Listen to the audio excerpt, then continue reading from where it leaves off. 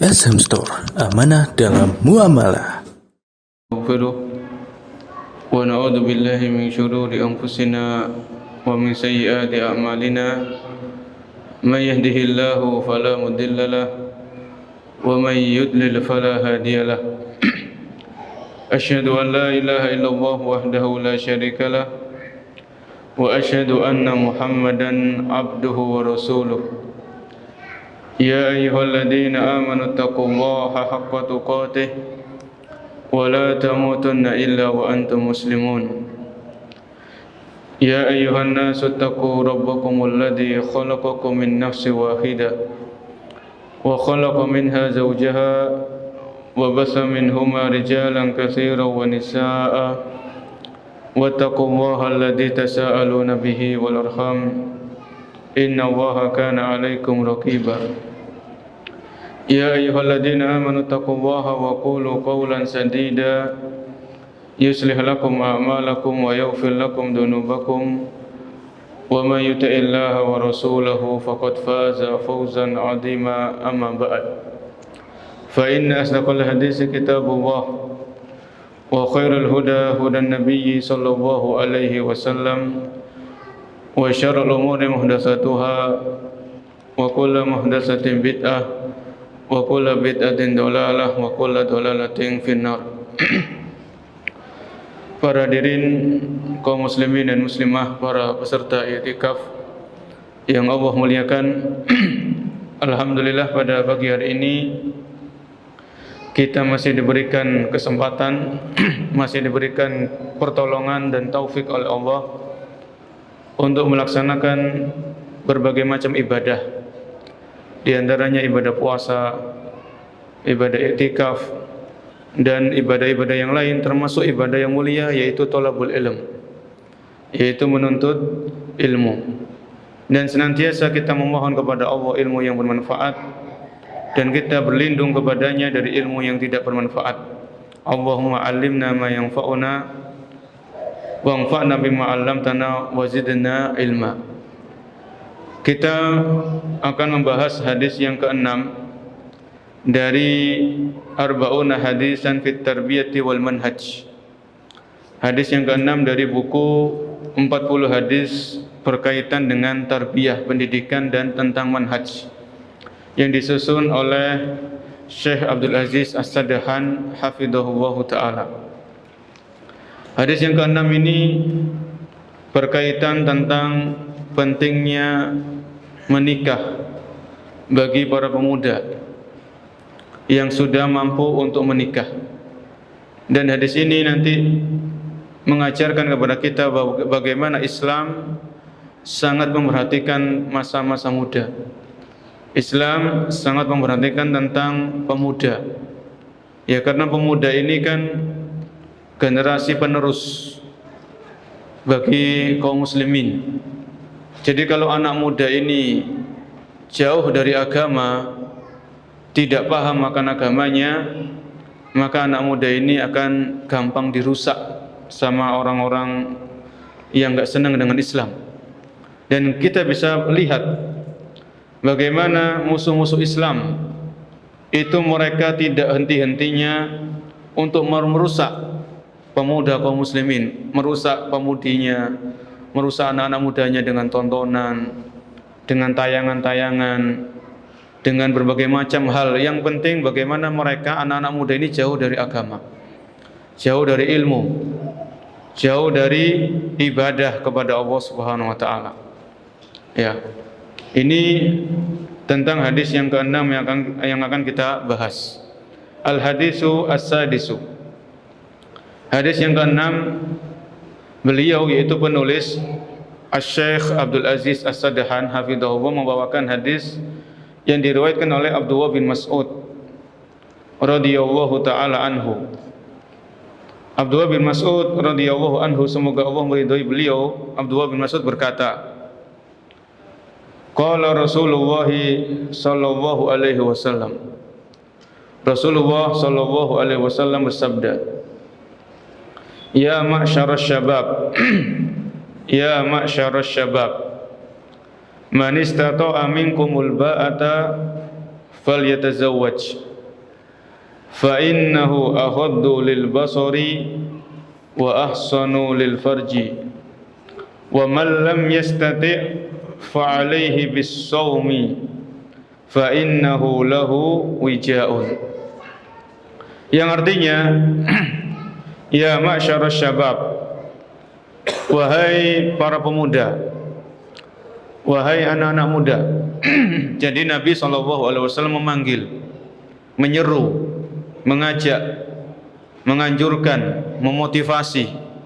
Ya ma'syarasy syabab, wahai para pemuda, wahai anak-anak muda, wahai para remaja, man istata'a minkumul ba'ata falyatazawwaj. Barang siapa di antara kalian yang sudah mampu untuk menikah, maka hendaklah dia menikah. Ya, ini perintah dari Ar-Rasul alaihi salatu wassalam. Kalau sudah mampu, maka jangan ditunda-tunda. Segera laksanakan, segera lakukan. Karena ini perintah dari beliau sallallahu alaihi wasallam. Kemudian beliau melanjutkan sabdanya, fa innahu aghaddu lil basari.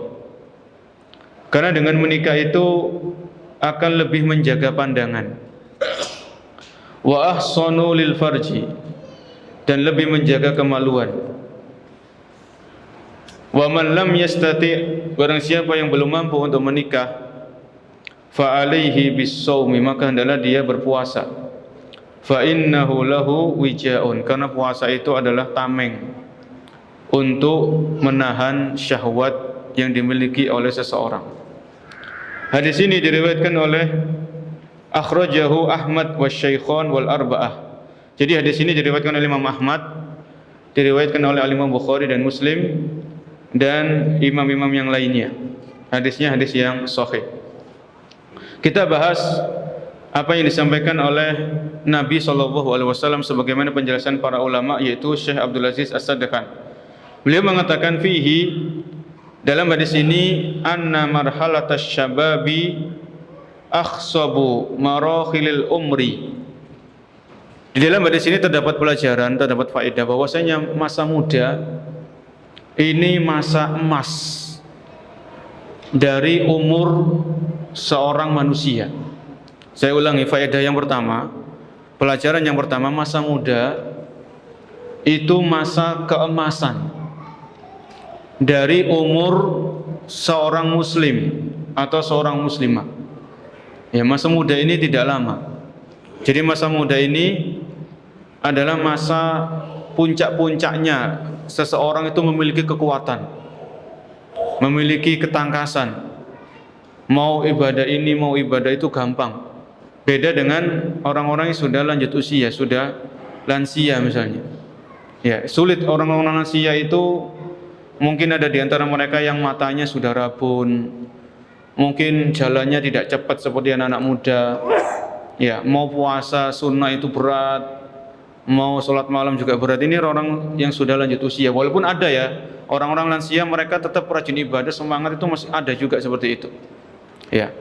Maka di sini Syekh Abdul Aziz As-Sadqan mengingatkan anna marhalatas syabab akhsabu marakhilil umr, adalah masa keemasan yang dimiliki oleh seseorang.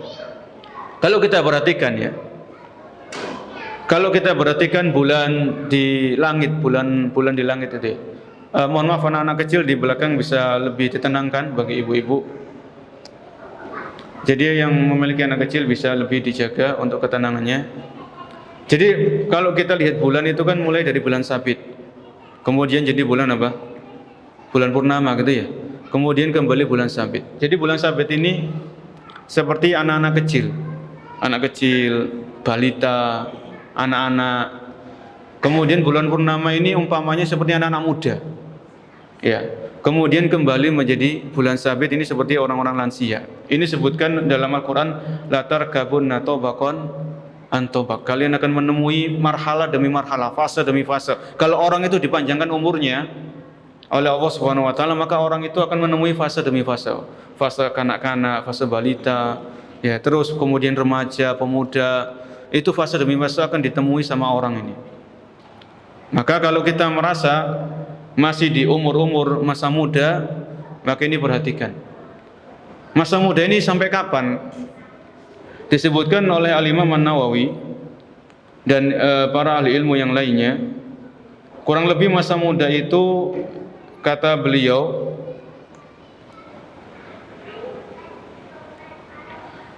di sini dikatakan yaitu liman balagha ila an yakmula salasin, ya.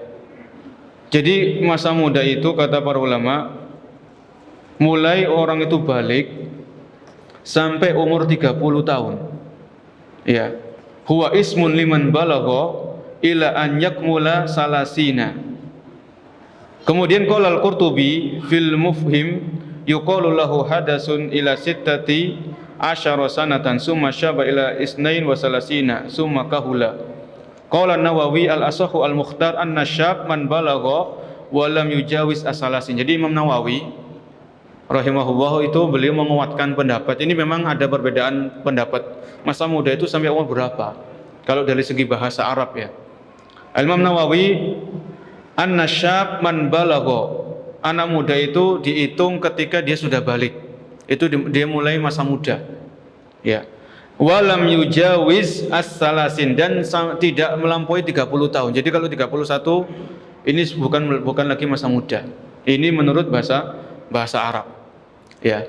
Jadi sampai umur 30 ini namanya masa-masa muda, masa-masa emas, ya.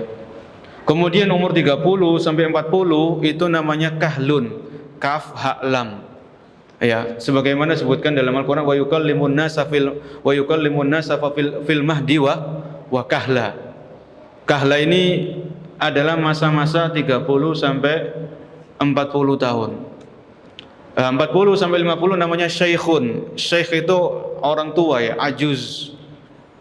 ajuzun atau syaikhun atau syaikhukhah. Ini 40 sampai 50. 50 ke atas ya berarti sudah lansia, ya, atau ajuza. Ini kata para ulama, ya, tentang masa muda itu kurang lebih sampai umur 30, walaupun di situ ada khilaf. Ya, ada khilaf. Kemudian pelajaran yang kedua, wa fihi inayatul Islam bihadhil marhalah bi khasatin li'adimi asariha ala mustaqbali hayati sahibiha. Pelajaran yang kedua, Islam ini sangat perhatian kepada masa-masa muda. Sangat perhatian kepada anak-anak muda. Karena apa? Karena masa muda ini sangat berpengaruh terhadap kehidupan manusia setelahnya. Ya, jadi masa muda ini sangat memiliki pengaruh terhadap fase-fase setelahnya kalau orang ini diberikan umur yang panjang. Bahkan dalam hadis yang masyhur, hadis yang terkenal yang sudah sering kita dengarkan, sering kita baca, ya, di antara 7 golongan yang akan mendapatkan naungan di hari kiamat, yang tidak ada naungan kecuali naungan dari Allah, adalah Nabi mengatakan, Nabi bersabda, wasyabun nasya'a fi ta'atillah atau nasya'a fi ibadatillah.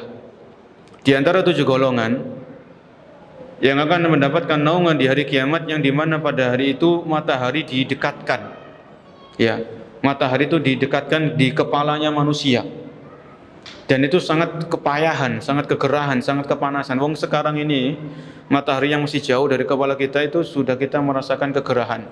Kita butuh AC, ya, butuh kipas, padahal matahari masih jauh dari kepala kita. Nah, bagaimana nanti di mahsyar, di padang mahsyar itu matahari didekatkan oleh Allah Subhanahu wa taala. Maka di antara orang-orang yang mendapatkan naungan adalah syabun nasya'a fi taatillah, adalah anak-anak muda yang tumbuh di atas ketaatan kepada Allah Subhanahu wa taala. Ya, tumbuh di atas ketaatan, salat 5 waktu berjamaah, rajin, istiqomah, thalabul ilminya rajin, bahkan menghafalkan Al-Qur'an, menghafalkan hadis. Ini anak-anak muda yang insya Allah akan mendapatkan naungan di hari kiamat. Ya, kenapa? Karena memang godaannya itu besar. Godaan untuk anak-anak muda ini sangat besar, khususnya di zaman kita saat ini.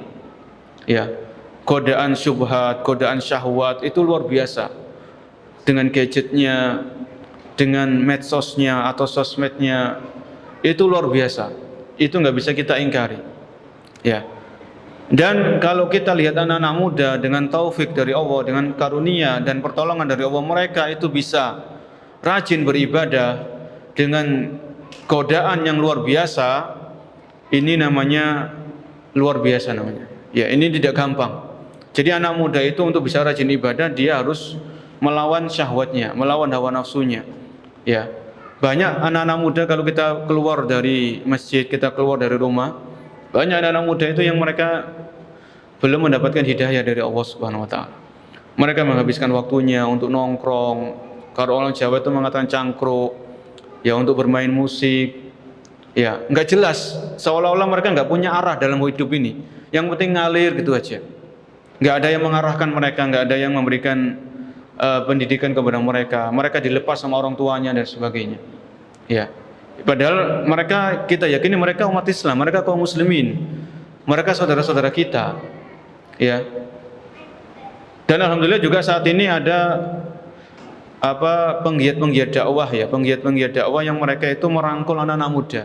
Mereka sasarannya itu segmennya anak-anak muda. Bagaimana anak-anak muda ini dirangkul, didekati untuk bisa mau belajar agama. Misalnya dengan naik gunung kan ada ya. Sambil naik gunung atau sambil kemudian di situ ada kajian tauhid, kajian tentang ibadah, tentang manhaj. Ya, ini kan metode, itu kan wasilah. Ya. Tetap dengan tidak lupa menyampaikan ilmu. Karena memang dunianya anak muda itu kan ya camping, traveling gitu kan dan sebagainya. Ya. Dan ini adalah suatu kesungguhan ya dari rekan-rekan kita penggiat dakwah, mereka bagaimana bisa mendekati komunitas-komunitas anak muda. Ya, baik itu di kota-kota besar ataupun di daerah pedesaan. Itu masih banyak anak-anak muda yang perlu sentuhan dulu dakwah. Perlu sentuhan ilmu, ya, dan tarbiyah yang benar. Jadi ini tadi di antara perhatian Islam kepada anak-anak muda, bahwasanya Nabi menyebutkan 7 golongan yang diantaranya adalah anak-anak muda yang tumbuh di atas ketaatan kepada Allah Subhanahu wa taala. Oleh karena itu para orang tua, yaitu khususnya para bapak, kalau punya anak itu sering-sering anaknya diajak ke masjid. Kalau anaknya itu kira-kira nggak rame, nggak berisik, maka diajak ke masjid. Anak-anak ini nanti mereka kalau dikasih umur panjang, mereka jadi anak muda. Kalau sudah mulai anak-anak dibiasakan ke masjid, akrab dengan masjid, senang di masjid, betah di masjid, ya, rindu dengan masjid, ini insya Allah mereka akan menjadi anak-anak muda yang tumbuh di atas ketaatan kepada Allah Subhanahu wa taala. Ini para orang tua, para bapak, karena para bapak ini kan diwajibkan sholat 5 waktu di masjid. Ya. Adapun ibu-ibu maka mereka di rumah sholatnya. Kemudian di antara hadis yang lain yang mengingatkan kita akan pentingnya masa muda ini, salah satunya adalah Nabi SAW bersabda, la tazulu qadama abdin yaumal qiyamati hatta yus'ala an arba. Tidak akan bergeser kaki seorang hamba di hari kiamat sampai ditanya 4 hal. Ya. Wa an syababihi fima ablah. Dari 4 hal itu yang ditanya oleh Allah, ya, itu adalah masa mudanya. Untuk apa dihabiskan? Ya. Jadi ada pertanyaan secara umum tentang umur, itu untuk apa? Ya, umur kita dihabiskan untuk apa, digunakan untuk apa? Ada pertanyaan khusus tentang masa muda. Berarti ini kan bukan main-main. Ini adalah sesuatu yang penting untuk kita perhatikan. Ya, masa muda ini akan ada pertanyaan khusus, untuk apa kita gunakan masa muda ini? Mulai kita balik, kita ingin dikatakan dulu ya, kita balik itu usia berapa? Misalnya usia 13, 14, 15 tahun, sampai umur kita saat ini kalau kita masih muda. Ya, kalau kita sudah melampaui masa 30 tahun berarti kan sudah lewat masa muda. Maka kita lihat, ya, kita lihat untuk apa kita habiskan itu semuanya. Kalau untuk ketaatan, untuk hal-hal yang diridhoi Allah, maka kita bersyukur kepada Allah Subhanahu wa taala. Tapi kalau kita lihat ternyata masa muda ini selama ini untuk sia-sia, untuk hal-hal yang enggak bermanfaat untuk dunia ataupun akhirat, ya, sering buang-buang waktu, maka kita perbaiki diri, bertaubat kepada Allah Subhanahu wa taala. Ya, sebelum terlambat. Karena kita harus yakin kita akan ditanya oleh Allah Subhanahu wa taala tentang masa muda kita. ya tentang masa muda kita. Ini tadi pelajaran yang kedua. Di antara pelajaran yang bisa kita petik dari hadis tersebut, bahwasanya Islam sangat memperhatikan generasi muda, ya, sangat memperhatikan tentang generasi muda. Kemudian pelajaran yang ketiga, wa fihi al-mubadaratu liz-zawaj litahsinil basari wal farji. Pelajaran yang ketiga dari hadis ini terdapat faedah hendaknya bersegera untuk menikah. Bersegera untuk menikah demi menjaga pandangan dan menjaga kemaluan. Ya. Menjaga pandangan dan menjaga kemaluan. Ini solusi.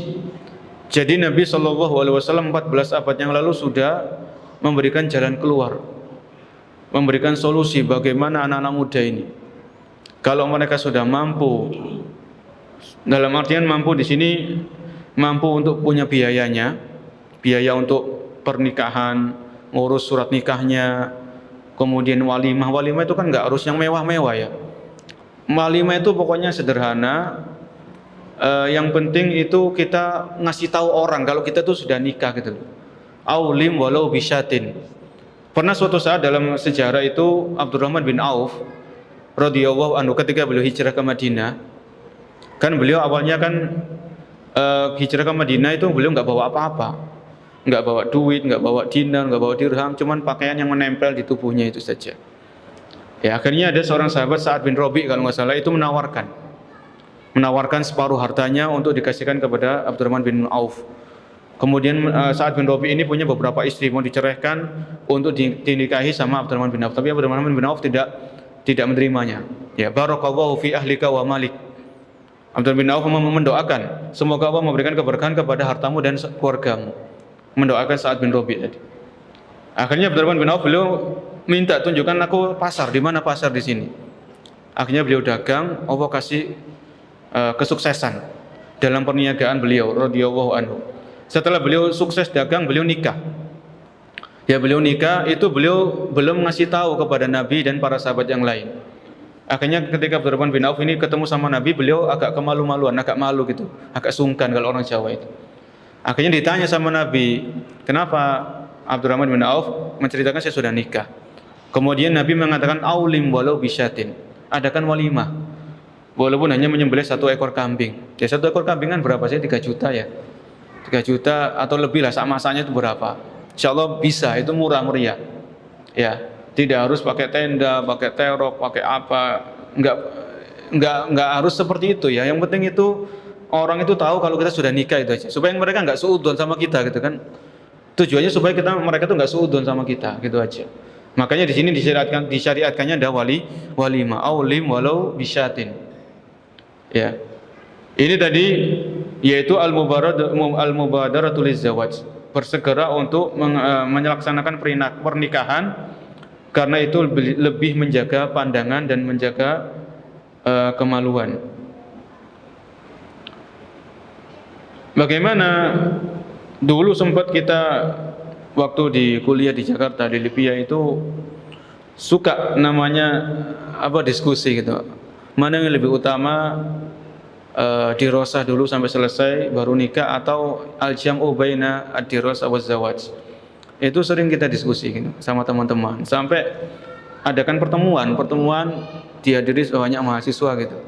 Ada dosen yang di situ sebagai kayak juri gitu. Jadi semakin masing-masing pihak menyampaikan argumentasinya dan sebagainya. Itu ada seperti itu.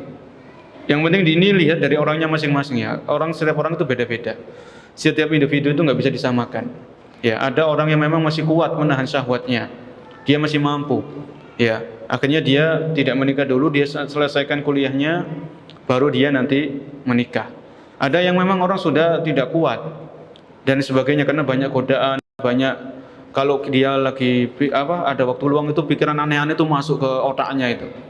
Akhirnya dia mau nggak mau harus menikah. Ya, dia memohon taufik, memohon pertolongan kepada Allah, dia nikah.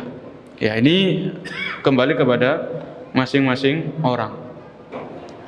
Kemudian wafihi, pelajaran yang keempat, Al-inayatu bihifdil jawarih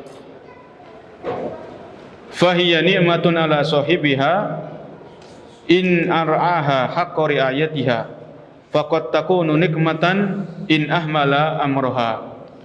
Pelajaran yang keempat adalah pentingnya menjaga anggota tubuh dari kemaksiatan. Ya, pentingnya menjaga seluruh anggota tubuh dari dosa dan maksiat. Ya, karena apa? Karena dalam hadis tadi Nabi SAW memberikan anjuran untuk menikah. Karena dengan menikah ini seseorang lebih terjaga pandangannya. Pandangannya itu tidak, ya bahasa kita itu jelalatan gitu loh. Pandangannya itu enggak aneh-aneh karena dia sudah punya istri. Ya, maka ini secara tidak langsung di situ ada faedah hendaknya seorang muslim itu menjaga, termasuk muslimah menjaga anggota tubuhnya dari kemaksiatan. Ya. Allah Subhanahu wa taala memberikan kita anggota tubuh itu banyak ya. Yang paling penting itu adalah hati. Hati, karena Nabi mengatakan, Nabi bersabda, insoluhat soluhal jasadu kulluh. Kalau hati ini baik, maka anggota tubuh yang lain akan ikut baik. Tapi kalau hati ini rusak, penyakitan, bermasalah, maka anggota tubuh yang lain akan ikut bermasalah. Jadi Allah ngasih kita hati. Maka hati ini harus dijaga.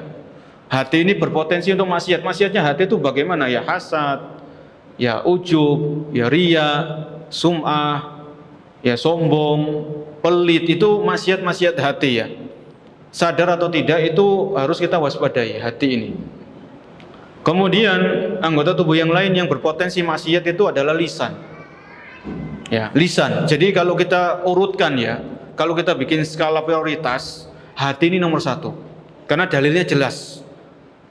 Dalilnya jelas dari sabda Nabi tadi yang kita sebutkan.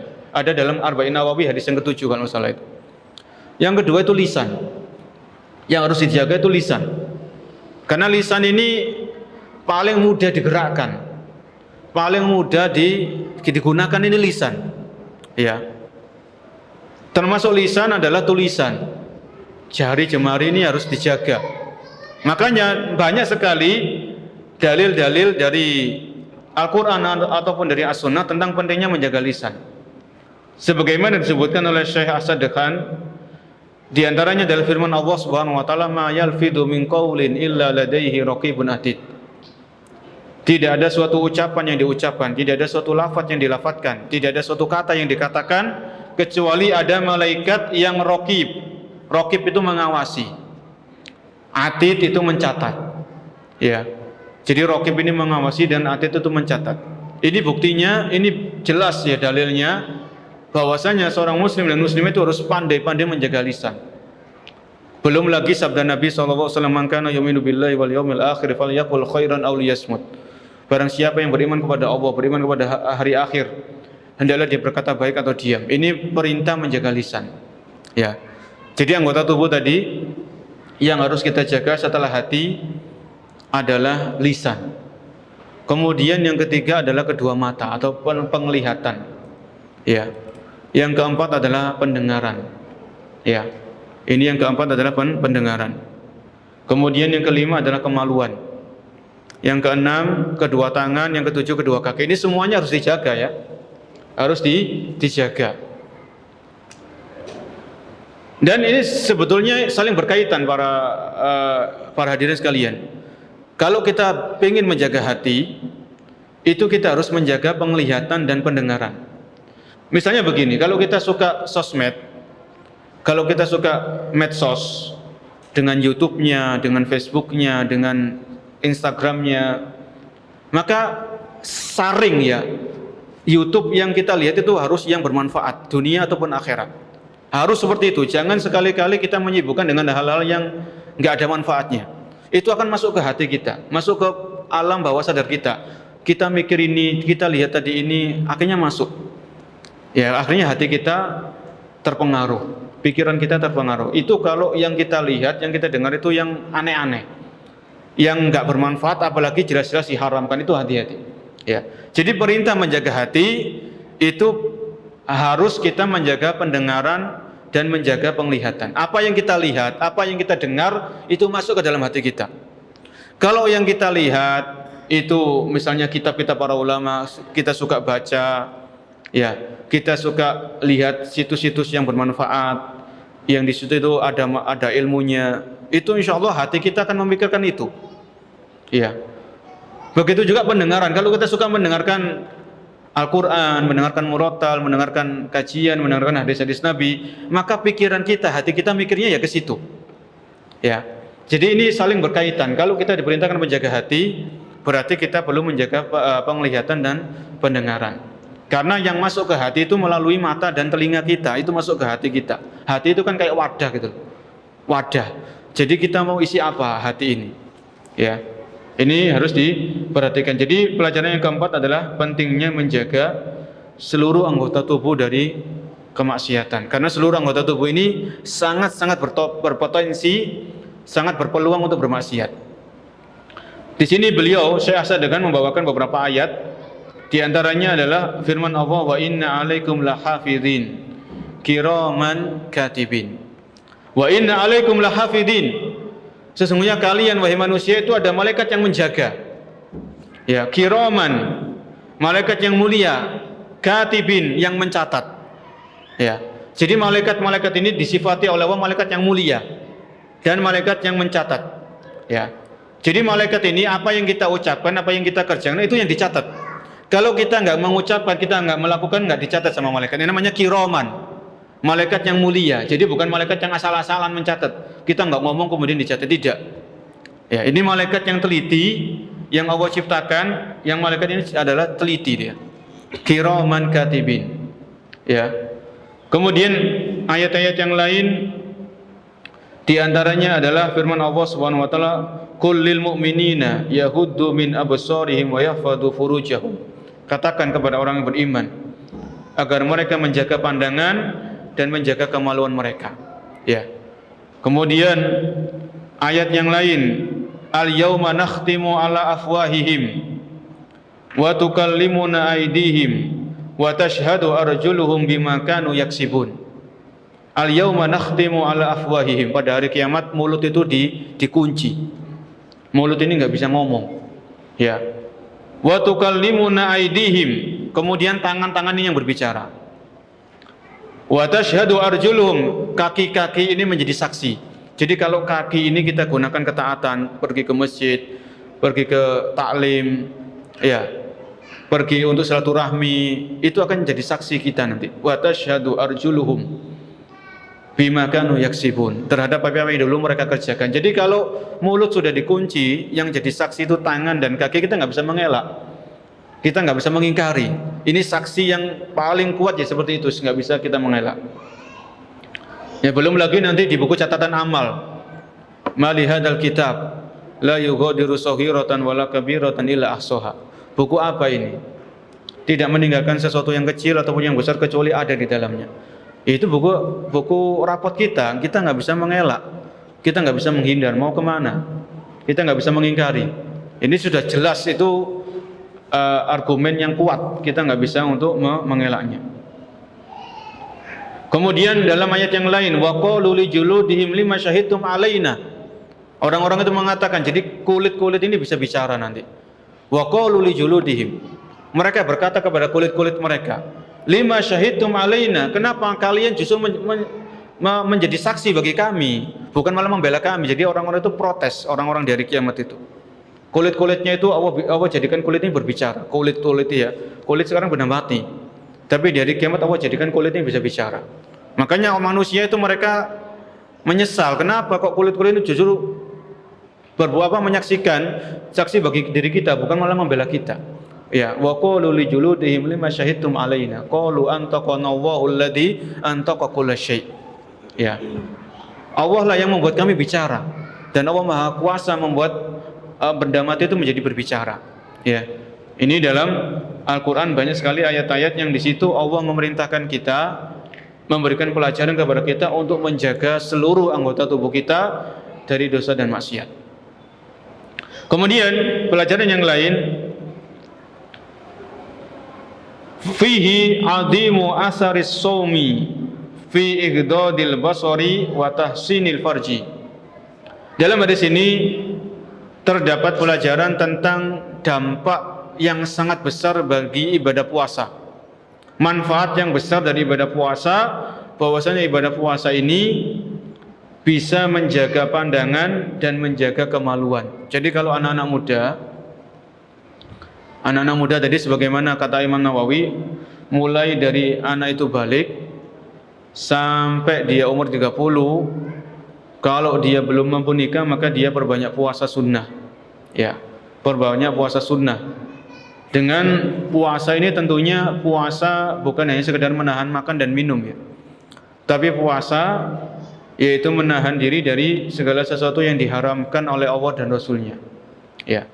Karena kalau sekedar menahan makan dan minum tapi matanya masih lihat tayangan-tayangan yang diharamkan, telinganya masih mendengarkan hal-hal yang diharamkan, ya ini puasa seperti ini tidak bermanfaat bagi anak muda tadi yang belum mampu menikah, yang dianjurkan Nabi untuk puasa, tapi anak muda ini puasanya asal-asalan.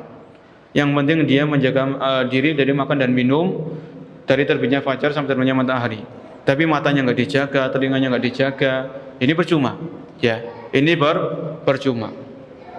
Ini tadi tentang manfaat yang besar dari ibadah puasa. Ya, ibadah puasa khususnya bagi anak-anak muda yang belum mampu untuk melaksanakan akad pernikahan. Ya, puasa sunnah di sini banyak. Yang penting puasa sunnah itu ada tuntunannya, ada petunjuknya dari Rasulullah SAW. Ya, puasa sunnah yang menduduki ranking 1 itu puasa Daud. Puasa sunnah yang menduduki ranking paling atas itu puasa Daud. Sehari puasa, sehari libur, sehari puasa, sehari libur, terus sampai ketemu Ramadan lagi. Ramadan ini kan wajib 1 bulan penuh harus dikerjakan. Selesai Ramadan, Idul Fitri 1 hari nggak boleh puasa, 1 Syawal yang diharamkan puasa, tanggal 2 Syawal mulai puasa, tanggal 3 libur, 4 puasa, 5 libur. Ini puasa Daud ya. Ini bagi yang mampu. Kemudian puasa sunnah yang lain, misalnya puasa Daud kita belum mampu karena sulit ya. Kemudian adalah puasa yang kedua adalah puasa Al-Isnin wal Khamis, puasa Senin Kamis. Puasa Senin Kamis ini 1 bulan paling banter 8 kali. Dia jumlah Senin dan Kamis dalam bulan tersebut. Ya. Ini puasa sunnah yang di antaranya bisa dilakukan khususnya di antaranya bagi anak-anak muda yang belum mampu menikah, puasa Senin Kamis. Ya. Ternyata puasa Senin Kamis juga nggak mampu. Maka bagaimana terusan? Ada puasa Ayyamul Bid. Ayyamul Bid itu 3 hari dalam 1 bulan Hijriyah. Patokannya itu bulan Hijriyah. Ini pentingnya kita punya kalender Hijriyah ya. Karena kalender Hijriyah ini sangat-sangat penting. Masalah zakat mal itu kapan kita masuk nisab, kapan mulai haul itu pakai kalender Hijriyah, bukan kalender Masehi ya. Maka jangan salah kaprah. Misalnya kita sudah punya uang 77 juta, itu sudah masuk nisab. Karena 85 gram emas murni itu kalau diuangkan kurang lebih sekitar 77 juta atau 78 juta. Kalau kita sudah punya uang segitu, maka catat, saya sudah masuk nisabnya ini. Ini tanggal berapa? Oh, sekarang tanggal 26 Ramadan. Tunggu sampai 1 tahun. Kalau tanggal 26 Ramadan tahun depan masih sama, nggak berkurang, wajib keluarkan zakatnya 2,5%. Ya. Masalah iddah bagi wanita yang ditinggal mati suaminya atau dicerai, ini iddah itu hitungannya dengan kalender Hijriyah, bukan dengan kalender Masehi. Ya, ini harus dipahami. Ya. Jadi Ayyamul Bid ini puasa sunnah, Ayyamul Bid ini patokannya adalah kalender Hijriyah. 13, 14, 15. Ada pendapat para ulama enggak harus urut. Yang penting masih dalam bulan yang sama. Bisa awal bulannya, bisa tengah bulannya, bisa akhir bulannya. Walaupun yang lebih utama tetap berurutan lagi 13, 14, 15. Kalau memang belum mampu urut, maka bisa dalam 1 bulan yang sama. Yang penting dalam 1 bulan yang sama. Kalau Syawal ya masih 1 bulan Syawal. Kalau Dzulqa'dah yang masih dalam 1 bulan Dzulqa'dah, itu kita puasa 3 hari secara acak ya, tidak berurutan, itu boleh. Ya, itu boleh. Kemudian di antara puasa sunnah juga adalah puasa Syawal, 6 hari di bulan Syawal ini ya. 6 hari di bulan Syawal. Jadi setahun itu kita puasa sunnah cuma 6 hari saja. Misalnya puasa ayat Dawud kita nggak mampu, belum bisa. Puasa Senin Kamis juga mungkin belum bisa. Puasa Ayyamul Bid juga kadang belum mampu. Maka ada puasa Syawal, 6 hari saja. 6 hari di bulan Syawal. 6 hari ini pun nggak harus berurutan. Ya. Nggak harus di awal-awal Syawal, bisa pekan kedua, bisa pekan ketiga bulan Syawal. Ya, yang penting masih dalam 1 bulan Syawal, 6 hari bisa tidak berurutan. Ini puasa sunnah. Ya, ini yang dituntunkan oleh Nabi SAW. Dan mentok-mentoknya, ujung-ujungnya puasa sunnah yang paling sedikit itu puasa Arafah. Ini setahun sekali. Puasa Arafah setahun sekali sama puasa Tasu'a dan Asyura 9 dan 10 dari bulan Al-Muharram. Ya, ini puasa sunnah yang minimalis ya. Minimalis itu memang setahun itu ketemunya 3 kali. Setahun itu ketemunya 3 kali. Ya usahakan ya. Ini bukan hanya anak-anak muda, kita yang sudah menghabiskan masa muda, masuk ke 30 tahun ke atas, ini kita perlu puasa sunnah juga. Usahakan buku catatan amal kita nanti di hari kiamat itu nggak ada catatan puasa sunnahnya gitu loh. Ya, masa seumur hidup kita dikasih oleh Allah umur, dikasih usia sama Allah Subhanahu Wa Taala, kita nggak ada catatan puasa sunnahnya, kan eman gitu loh. Walaupun tetap sunnah, tidak sampai wajib, tidak. Tetap dalam hukumnya adalah sunnah. Minimal ada nanti di buku catatan amal kita pernah puasa Asyura, puasa Tasu'a, puasa Arafah, puasa Syawal, itu pernah kita kerjakan. Ya, ini penting karena selain kalau kita perhatikan hadis tadi, puasa itu bisa menjaga pandangan dan menjaga kemaluan. Puasa sunnah ini juga manfaatnya apa? Manfaatnya itu bisa menutupi kekurangan-kekurangan pada puasa wajib. Kita sekarang ini puasa wajib Ramadan. Kita nggak bisa mengklaim puasa Ramadan kita itu sempurna 100%, nggak bisa. Nggak boleh seperti itu. Oh, puasa Ramadan saya pasti diterima oleh Allah, itu nggak bisa. Pasti maksimal, pasti 100%, pasti perfect, itu nggak bisa. Ya, tetap masih ada kekurangannya, sedikit banyak masih ada. Maka di antara manfaat ibadah-ibadah puasa sunnah itu, kata para ulama, adalah menutupi kekurangan-kekurangan pada ibadah wajib. Ya, contohnya puasa Ramadan ini, itu kalau ada kekurangannya bisa tertutupi dengan ibadah-ibadah puasa sunnah yang dikerjakan oleh muslim dan muslimah. Ya, ini tadi pelajaran yang kelima. Kemudian pelajaran yang berikutnya, wa fihi bayanul wasail syar'iyyah litadhhibi syahwatil insan wa adamil luju' ila ghairiha kal istimna alladhi yadurru wa la yanfa wa yahdimu wa la yabni. Di sini solusi bagi anak-anak muda yang belum mampu menikah itu adalah puasa, bukan onani atau masturbasi. Ya. Jadi solusi bagi pemuda yang belum mampu untuk menikah adalah dengan memperbanyak puasa sunnah, bukan dengan dengan melakukan onani atau masturbasi. Karena onani dan masturbasi ini jelas-jelas diharamkan oleh Allah Subhanahu wa Ta'ala. Ya. Di sini beliau mengatakan kal istimna alladhi liyadurru wa la yanfa. Jadi istimna, onani atau masturbasi itu membahayakan dan tidak mendatangkan manfaat. Ya, kita harus ambil kaidah. Segala sesuatu yang diharamkan itu pasti mendatangkan bahaya. Ya. Segala sesuatu yang diharamkan oleh Allah dan Rasulnya itu pasti mendatangkan bahaya. Walaupun terkadang mungkin ada manfaatnya, kayak khamr itu kan. Khamr itu ada manfaatnya, tapi bahayanya lebih apa? Lebih besar, lebih dominan. Ya. Lebih kental daripada manfaatnya. Manfaatnya mungkin 1-2, tapi bahayanya lebih besar. Ya, segala sesuatu yang diharamkan oleh Allah, diharamkan oleh Nabi SAW, maka di situ pasti mengandung unsur bahaya. Bahaya untuk diri kita, bahaya untuk akal kita, bahaya untuk harta kita, bahaya untuk nasab kita, keturunan seperti zina. Kenapa zina diharamkan? Karena zina ini nasab itu nggak jelas jadinya. Kenapa pencurian itu diharamkan? Karena itu menjaga harta. Kenapa murtad itu diharamkan? Orang pindah agama karena murtad itu menjaga agama. Karena dengan murtad ini, orang menjauhi murtad ini dia menjaga agamanya. Agama ini paling penting. Kenapa khamr diharamkan? Itu menjaga akal. Jadi Islam itu menjaga 5, namanya ad-daruriyatul khams. Ad-daruriyatul khams. Menjaga agama, menjaga akal, ya, menjaga harta, kemudian menjaga nasab, dan menjaga kehormatan. Kurang lebih seperti itu. Nanti bisa dilihat dalam kitab-kitab al-maqasid asy-syar'iyyah, dalam kitab-kitab al-qawaid al-fiqhiyah misalnya. Ya, itu ad-daruriyatul khams. Jadi menjaga hak agama ini paling penting, menjaga agama. Agama ini jangan sampai lepas. Ya, wala tamutunna illa wa antum muslimun. Agama jangan sampai lepas. Keimanan ini harus dijaga, terus dijaga. Ya. Kemudian menjaga akal. Jangan mengkonsumsi miras. Jangan mengkonsumsi narkoba. Ini menjaga akal supaya akal ini tetap waras. Ya. Menjaga harta. Maka kita dilarang memakan harta saudara kita dengan cara yang batil.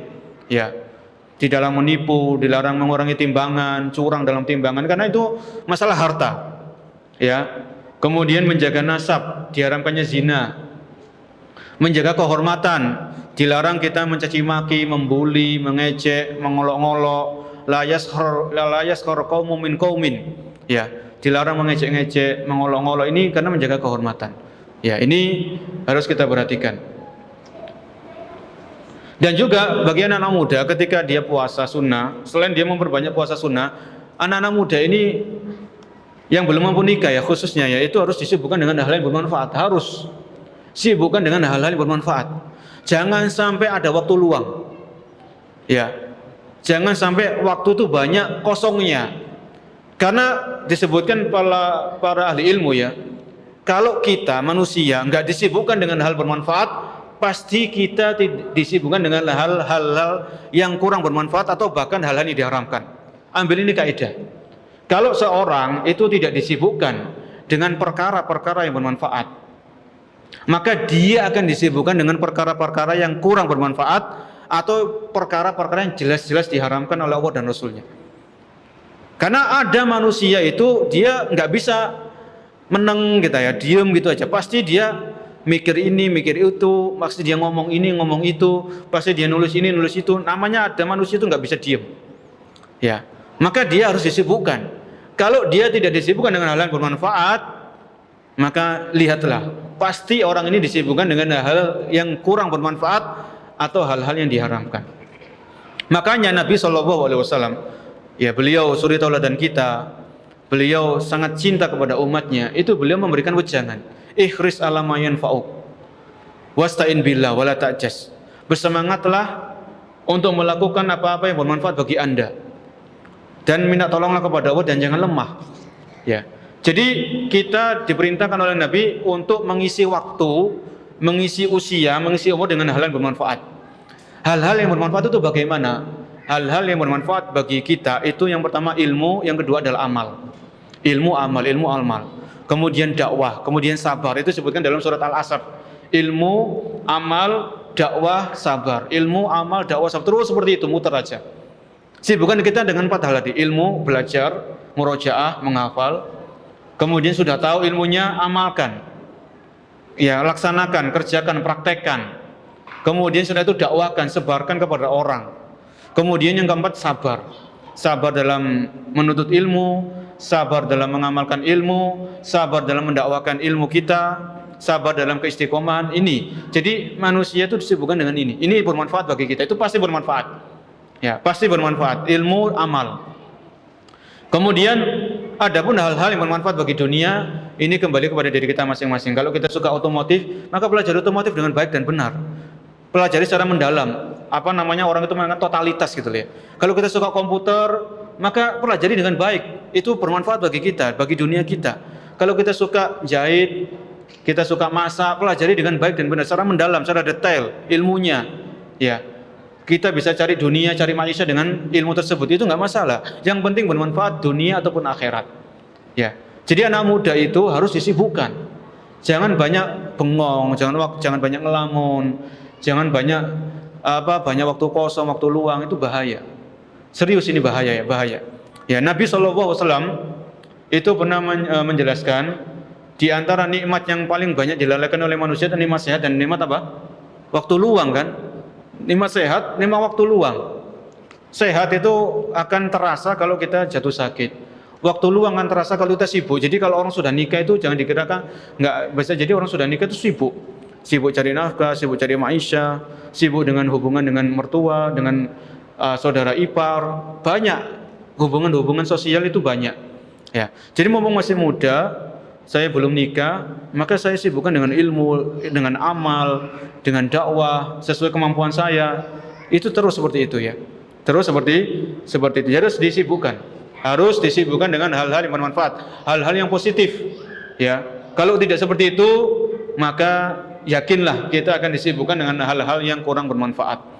Bahkan hal-hal yang diharamkan. Kemudian yang berikutnya, wa fihi al-bu'du an kulli ma yusiru syahwah mimma la yajuzu syar'an. Dalam hadis ini terdapat pelajaran, hendaknya seseorang itu menjauhi hal-hal yang berpotensi menaikkan syahwat. Ya, menaikkan gejolak hawa nafsu kita. Hendaknya setiap orang itu menjauhi segala hal yang bisa memicu syahwat itu memuncak, menaik, bergejolak. Entah itu dengan tayangan, entah itu dengan pendengaran, entah itu dengan ucapan-ucapan, ya. Entah itu dengan ikhtilat. Jadi biasanya yang repot itu diantaranya adalah ketika seseorang itu bekerja atau belajar di tempat yang di situ terjadi ikhtilat, campur baur laki-laki perempuan. Ya, itu repot. Itu untuk bisa menjaga pandangan itu lebih sulit. Ya, dan lain sebagainya. Maka kalau seandainya seseorang itu bekerja di tempat yang ikhtilat dan dia belum mampu untuk keluar, maka dia harus bertakwa kepada Allah Subhanahu wa taala, menjaga dirinya. Jangan sampai ya tercebur ke dalam hal-hal yang diharamkan. Karena awalnya kan orang-orang yang bekerja di tempat ikhtilat itu kan awalnya kan ketemuan, ya, kemudian ngobrol, kemudian kok lama-lama begini-begini, akhirnya syaitan ini lebih paham. Syaitan ini sudah bersumpah, ya, ketika dia diusir dari surga, apa, la uhwiyannahum ajmain, aku akan menyesatkan seluruh anak Adam. Maka syaitan ini tahu cara, apa, trik-trik untuk menyesatkan manusia itu tahu syaitan ini. Ya, ini musuh bebuyutan, ini musuh bukan 1 tahun 2 tahun syaitan ini ya, tapi sudah berabad-abad, sudah puluhan abad, bahkan ratusan abad, mulai zaman Nabi Adam sampai detik ini, sampai terus hari kiamat. Namanya syaitan ini akan cari celah, bisa dari pintu syubhat, bisa dari pintu syahwat, ya, bisa dari dosa-dosa besar, kalau nggak bisa dari dosa-dosa kecil. Ini syaitan seperti itu, ya. Maka ini harus ekstra waspada, harus hati-hati bagi muslim dan muslimah yang dia masih berkecimpung di tempat-tempat yang di situ rawan dengan ikhtilat, ya, rawan dengan ikhtilat, campur baur antara laki-laki dan perempuan. Kemudian yang berikutnya, anna du'atal khair hum awlan nasi bil mubadarati ila zawaj li'alla tashghala nufusuhum bima yadurruha min fitani syahwat wa hatta yakunu qudwatan li ghairihim. Ya. Di sini beliau mengatakan, Syekh Sadahan, hendaknya para penyeru kebaikan itu mereka yang paling pertama mengamalkan hadis ini. Ya, jadi kalau misalnya ada seorang mubalik, seorang ustadz membacakan hadis ini, kemudian dia belum nikah, bagaimana perasaan antum, kan gitu kan? Ya, walaupun bisa jadi orang itu punya uzur, mungkin dia belum mampu atau mungkin ada ini ada itu, kan kita nggak bisa nanyakan, kan kita nggak bisa suudon dan sebagainya kan. Tapi seandainya kalau yang menyampaikan ini sudah nikah, itu penyampaiannya tentunya lebih bermakna dan sebagainya. Walaupun yang disampaikan tetap hadis Nabi, tetap harus kita muliakan, kita ambil hikmah dan faedahnya. Maka di sini beliau mengingatkan, Syekh Sadahan hafizahullah, hendaknya setiap penyeru kebaikan mereka yang pertama kali mengamalkan dari ilmu yang mereka ajarkan, ilmu yang mereka sampaikan kepada manusia. Ya, kalau hadis ini menganjurkan tentang menikah, maka yang menyampaikan sudah menikah duluan misalnya. Ya, dengan menikah duluan. Kemudian yang berikutnya juga, anna ala man yatawallal inayata bisyababil muslimin an yas'ali hifdihim min fitanish syahawat wa min babi aula fitanish syubuhat syaritatan an yakuna dzalika hasaba nususi syar'i wa wifqa manhajis salafil ummah. Ini penting juga. Yang terakhir ini ya, faedah yang terakhir kata beliau, anna ala man yatawallal inayata bisyababil muslim. Hendaknya para pemegang kebijakan, pemegang jabatan, orang-orang yang duduk di pemerintahan itu hendaknya mereka bertakwa kepada Allah dan memperhatikan urusan anak-anak muda kaum muslimin. Ya. Jadi ketika Allah Subhanahu wa taala memberikan amanah, memberikan kedudukan jabatan, entah itu jadi kepala negara, entah itu jadi menteri, entah itu jadi gubernur, entah itu jadi wali kota misalnya, atau jadi camat, maka jangan lupa kalau mereka muslim ya, kalau mereka muslim atau misalnya muslimah, karena gubernur kita kan muslimah, maka jangan lupa bagi para pemangku jabatan, pemangku kedudukan ini, mereka perhatian yang ekstra kepada anak-anak muda, ya, pada para pemuda dan pemudi, ya. Dengan apa caranya? Dengan menjaga anak-anak muda ini dari fitnah syahwat dan fitnah syubhat. Ini penting ini. Ya. Jadi mendapatkan amanah, mendapatkan jabatan, mendapatkan kedudukan itu bukan sesuatu yang gampang ya. Itu nanti akan ditanya oleh Allah Subhanahu wa taala. Ya, amanah, kedudukan, jabatan ini kita gunakan untuk apa? Ya. Maka kalau orang-orang ini tadi yang memiliki kedudukan, mereka memberikan perhatian yang ekstra kepada anak-anak muda, ya, anak-anak mudanya disibukkan dengan hal yang bermanfaat, dikasih pelatihan ini, pelatihan itu, pelatihan pekerjaan supaya nggak nganggur, karena biasanya pengangguran itu kan menimbulkan mafsadah, menimbulkan kerusakan, karena orang banyak nganggurnya. Terlebih-lebih anak muda kalau banyak nganggurnya, sebagaimana yang kita singgung tadi, banyak waktu luangnya, itu banyak kerusakan yang timbul. Ya, banyak mafsadah itu yang ditimbulkan itu banyak. Ya. Maka seandainya misalnya, dan itu sudah dilakukan sama beberapa pemerintahan ya, misalnya suatu pemerintahan mereka mengadakan pelatihan untuk anak-anak muda, pelatihan komputer, pelatihan otomotif, pelatihan ini, pelatihan itu bermanfaat juga. Maka anak-anak muda kalau ada kesempatan seperti itu maka ikuti dan sebagainya. Ya, ada programmer, ada komputer, itu ikuti seperti itu. Yang tidak kalah pentingnya adalah menjaga anak-anak muda dari fitnah syubhat. Ya. Ini tidak kalah pentingnya. Selain menjaga anak-anak muda dari fitnah syahwat, maka perlu menjaga anak-anak muda dari fitnah syubhat. Syubhat apa? Takfiri, mengkafirkan pemerintah. Ya. Kemudian syubhat apa? Jihad yang prematur, bukan jihad yang syar'i. Seperti kejadian bom bunuh diri dan sebagainya. Ini kan karena apa? Karena awalnya dari apa? Dari syubhat. Terjadinya bom bunuh diri yang mereka mengaku itu jihad, itu adalah awalnya dari syubhat. Syubhat yang dihembuskan, dimasukkan ke dalam dada, dimasukkan ke dalam hati, terus diulang-ulang, terus ditalkin seperti itu. Ya gimana anak muda itu nggak semangat? Ya, semangat akhirnya semangat dalam hal yang salah. Ya, maka di sini perlu terus kajian-kajian ilmu itu dilaksanakan. Ya, di masjid, kemudian di streaming, di YouTube, kajian-kajian ilmu yang bermanfaat yang berdasarkan Al-Quran dan Sunnah sesuai dengan pemahaman sahabat ini terus digalakkan, terus disebarkan. Ya, nggak ada bosannya, terus kita sampaikan. Mungkin saat ini masih banyak anak muda yang belum mendengar, belum tersentuh. Maka kita nggak menutup kemungkinan 10 tahun yang akan datang, 20 tahun yang akan datang, maka banyak anak-anak muda ini kembali kepada Islam, kembali kepada ajaran Islam yang murni ya, sesuai dengan apa yang dibawa oleh Nabi SAW. Karena tidak menutup kemungkinan, biasanya kita sebagian orang itu kan Islamnya keturunan gitu ya, bapaknya Islam, ya dia alhamdulillah dia ikut Islam, tapi dia belum tahu Islam yang murni itu bagaimana. Yang penting ikut begini, ada acara ini ya ikut, ada acara itu ya ikut, ya terlepas apakah acara itu bertentangan dengan Islam yang murni atau tidak. Karena rata-rata biasanya beberapa orang, sebagian orang itu dia Islamnya keturunan, dia belum belajar Islam lagi, ya, belum belajar tafsirnya, belum belajar tafsir Al-Quran, belum belajar hadis-hadis Nabi, ya, belum belajar tata cara ibadah yang benar, ya, belum belajar tentang cara muamalah yang benar, bagaimana membayar zakat, bagaimana pegadaian yang benar itu bagaimana, dan lain sebagainya. Ini harus kita perhatikan. Jadi para pemimpin umat Islam yang Allah kasih mereka jabatan, Allah kasih mereka kedudukan, hendaknya tidak lupa untuk menjaga para pemuda, para pemudi, para remaja ini dari berbagai macam kerusakan yang ditimbulkan karena fitnah syahwat dan kerusakan yang ditimbulkan oleh fitnah syubhat.